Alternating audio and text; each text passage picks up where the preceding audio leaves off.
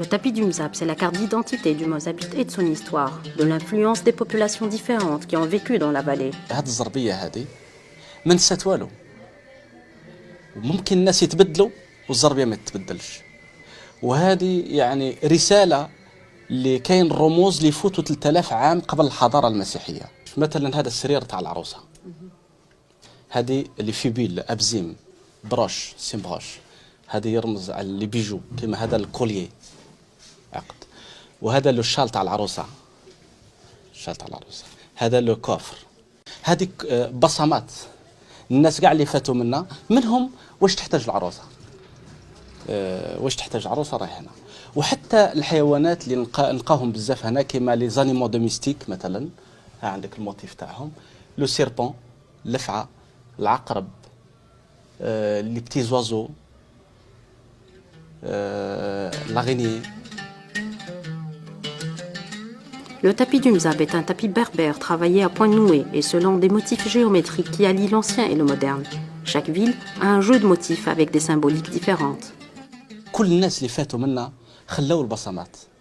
مثلا حتى نجمة سيدنا داود نلقاوها للشيخ عمي سعيد اللي عنده أكثر من 600 سنة، كي جاب 4 عائلات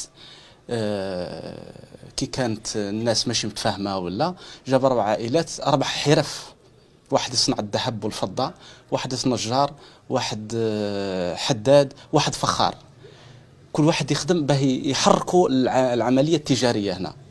ونلقاو تاني أكثر اللاكروا اللي دخلت في 1892. Hossein pousse l'érudition jusqu'à prédire quel type de tapis sera choisi par quelle femme selon son caractère. Le tapis est tissé par les femmes dans leur foyer qui à leur tour le transmettent à leurs filles. Le tissage est un métier exclusivement féminin, mais c'est l'affaire de l'homme, l'affaire de la communauté.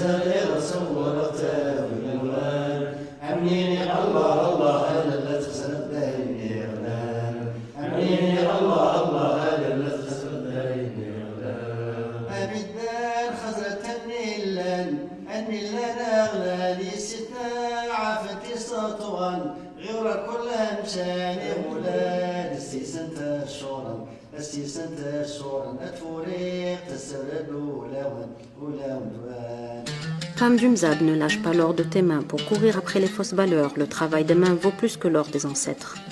Cette chanson populaire résume la culture du Mzab, son attachement à la tradition ancestrale, aux racines et à la contribution de la femme dans l'édification du foyer et de la communauté. اول ما تتكون المراه، اول ما تديها البنت في البيت، يعني باش تتربى، يعني باش تربيها يماها، قبل ما تديها الكوزينه تعلمها كيفاش تنسج اولا وقبل كل شيء. النسيج قبل كل شيء، تعود تنسج. وحتى يعني قلت لك المراه باش تنسج، يعني كما نقولها تبني العش الزوجيه نتاعها، البيت نتاعها، تساهم البنت هذه تساهم في مع يماها باش يخدموا لها هذا لي طابي هادو. درك نفسرك عليهم. العروسه واش تدي معاها البيت الزوجيه نتاعها، لازم هي اللي تنسجهم. Préserver le tapis Mzab est l'affaire de tous. Délaissé pour un temps, le tapis fut réintégré parmi les éléments qui constituent le trousseau de la mariée. المرأة ولات الشمبرة نتاعها، نتاع الغرفة نتاع الزواج نتاعها، هي تخدمها. رانا في الشمبرة نتاع العروسة مفرشة، تشوفوا فيها هذه الحنبل نتاع الحيط، ولي زار تشوف ديكوري افيك دي بول، هادو بولوا لهم البريق هنا بالمزابية. وعندنا في الباب فيها هذا اسمها تجربيت، زربية الميزابية من القندورة، سموا لها قندورة موزابيت. بدات بالمزابي يقول تيشبرت نوزيزا، سا ديفلوب، ولات ان طابي دي شاندولي كولوار انسي تسويت. الاساس تاع الزربيه اللي هي المصدر الاساسي للقوت نتاع المراه الميزابيه. يعني نقول لك من القراره حتى المنيعه، حتى ما نقولوش غير لافالي دي مزاب، حتى هضرتوا على مزاب بصح نشوفوا كاع المنطقه تاع الصحراء هذه تقريبا كل مصدر للمراه ما كاينش دار ما تلقاش فيها منسج. يعني كاين دار فيها 3 منسج، 3. L'intérieur des maisons Mzab tourne autour du tapis. Il régule la température, meuble le lieu, Il renseigne aussi sur le rang et l'authenticité des familles. Élément de richesse matérielle, il se convertit au regard savant en valeurs et en symbolique.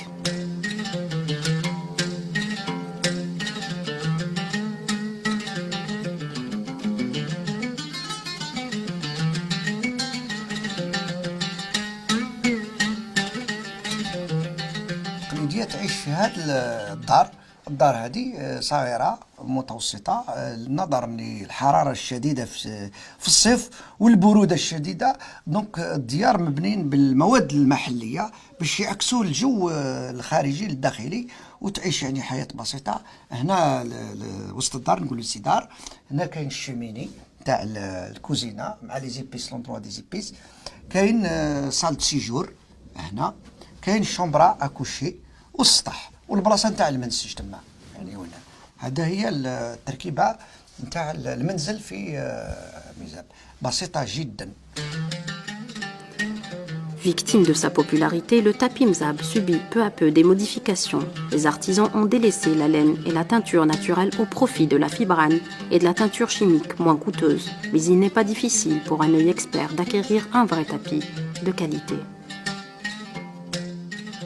La fête annuelle du tapis de Ghardaya revient et avec elle le défi sans cesse relancé de tenir le tapis mzab parmi les plus authentiques et les plus beaux tapis de l'Algérie.